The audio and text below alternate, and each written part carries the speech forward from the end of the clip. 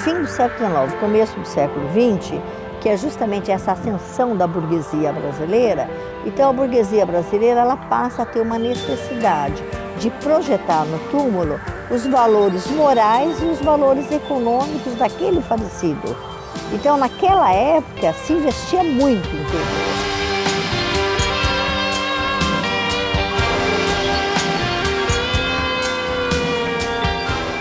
Com a proclamação da República, em 1889, o que acontece com o Estado brasileiro? É separado. Então, assim, ele vira um Estado laico.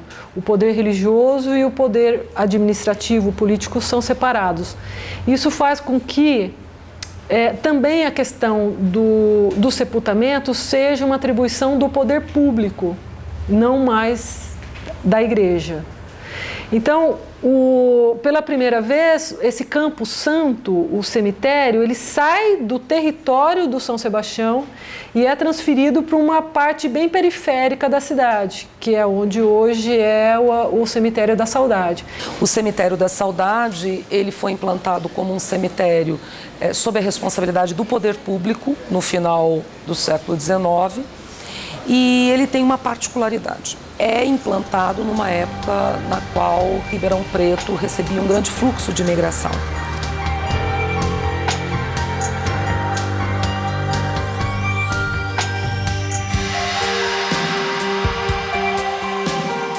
Nessas laterais a gente tem os primeiros túmulos, que são os mais antigos daqui do Cemitério da Saudade. Esse túmulo aqui, da dona Joaquina Lemos Duval, é de uma família importante, da monocultura cafeeira. Ele é todo de mármore de Carrara e existe aqui toda uma simbologia que tem a ver com o tempo, né? Que é o tempo, que é a ampulheta com as asas, que é um elemento simbólico que é muito comum nessa época utilizar, né? Nessa urna funerária tem um trabalho de baixo relevo. Você nota, ela morreu em 1886. Esse daqui é considerado como um dos primeiros túmulos do cemitério, é justamente na Alameda, na primeira quadra. A religião católica é muito forte, então ter que ser enterrado num Campo Santo é quase que uma condição sine qua non para você chegar ao céu, né? Para a sua alma descansar em paz. Quando morria alguém, o familiar ou os próprios coronéis, era meio que transplantado para a cidade dos mortos, para o cemitério, essa mesma posição social. Então ia ser um túmulo com ostentação, um túmulo grande, um túmulo com bastante escultura.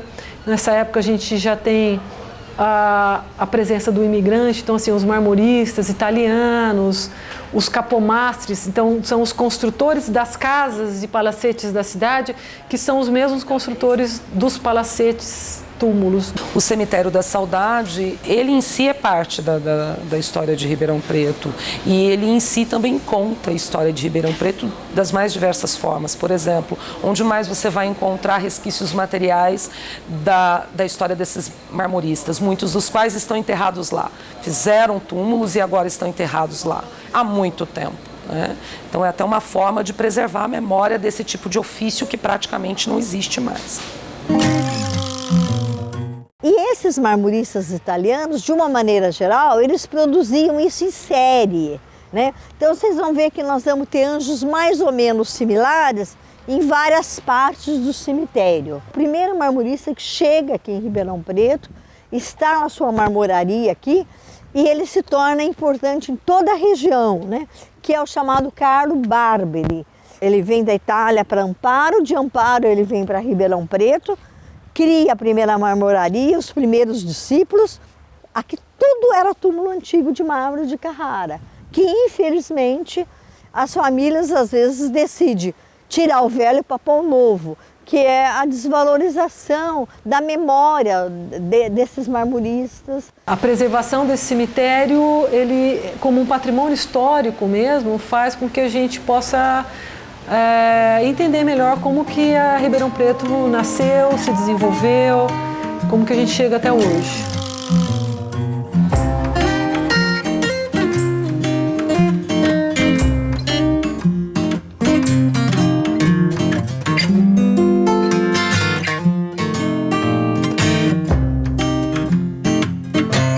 À medida que o começo do século XX vai desenvolvendo, o símbolo religioso, que seria a cruz, eles vão desaparecendo e é onde vai aparecendo, por exemplo, o caso do busto.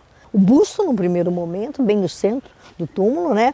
Bem mostrar a importância dessa pessoa, e lá em cima o anjo, né, da saudade protegendo o morto, né?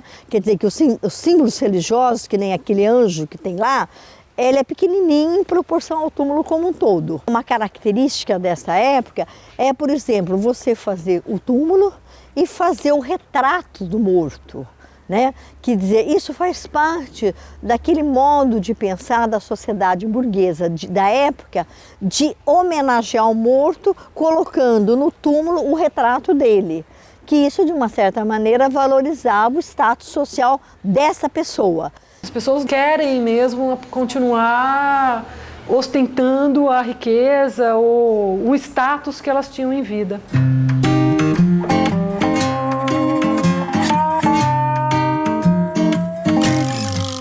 Essa capela, que a gente chama de neogótica, em que vocês têm aqui aqueles pináculos que caracterizam o gótico, neogótico, esse arco na porta, que é chamado arco ogival. No exato momento que a esposa vem a falecer, eles tiram o busto do Maciel, colocam aquele elemento decorativo de adorno, né, que é a coroa de flores, e também tiraram a grade de ferro e colocaram essa grade, que é muito importante, é uma das grades mais bonitas que eu conheço no Brasil, que é todinha de mármore de Carrara. E vocês notam a importância do verticalismo dessa capela, ela é muito alta, né? E as laterais aqui, que tem essa construção que remete bem à arquitetura neoclássica. Essa questão de arquitetura, né, de túmulos, tal, é mesmo uma influência europeia. Na França, Paris, então a gente até hoje vê lá o túmulo desde o Honoré de Balzac até o túmulo do Jim Morrison, né? Então todo mundo vai lá cultuar o túmulo de alguém, um ente, ou um ente familiar, querido, ou até uma figura, uma celebridade.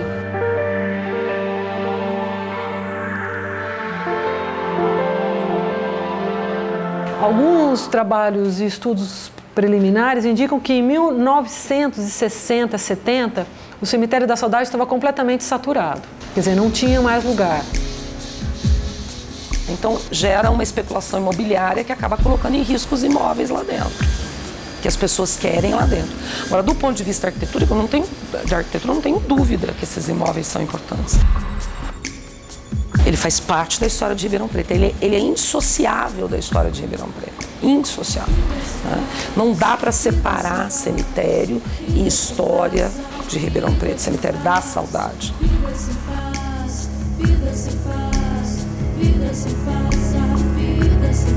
De que vale a chuva sem o chão, a razão sem a emoção, o amor sem poder amar, muito dinheiro em pouca mente capaz.